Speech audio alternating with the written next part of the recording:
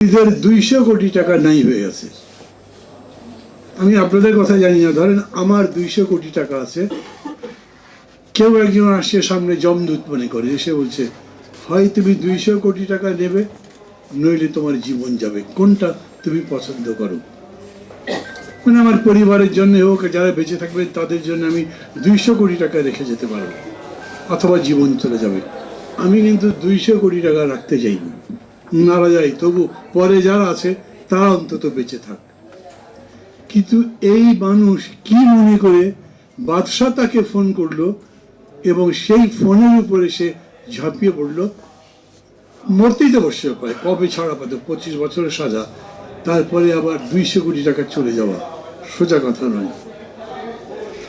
আমাদের দেশে যখন এরকম করে সবাই মৃত্যু কত হয়েছে 5 আগস্টের পরে খুঁজে বেড়াচ্ছিল, তখন কথা উঠেছিল, আমরা দাবি করেছিলাম এই সমস্ত মৃত মানুষের পরিবারগুলোকে তারা যাতে চলতে পারে তার অর্থের ব্যবস্থা করা হোক।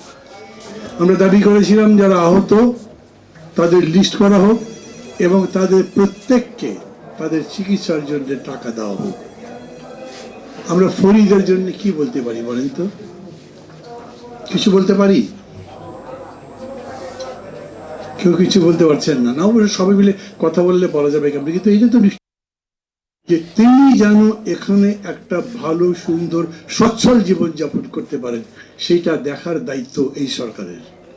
আমি একা ফরিদের কথা বলছি না, কিন্তু আমি বলছি এরকম যতজন আছেন বিদেশে লড়াই করেছে, কি সোজা কথা নাকি, মানে বাংলাদেশের মুক্তির জন্য লড়াই অতীতে তো অনেক হয়েছে পাকিস্তান আমল থেকে, কিন্তু বিদেশে এই লড়াইয়ের সঙ্গে একাত্মতা ঘোষণা করে লড়াই করার ইতিহাস এই প্রথম আমি যতদূর জানি।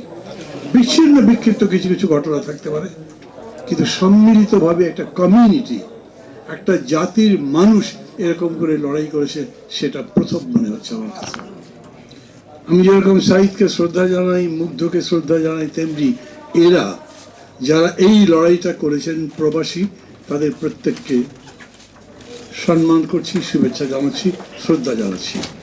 দাবি করছি একই সঙ্গে সরকারের কাছে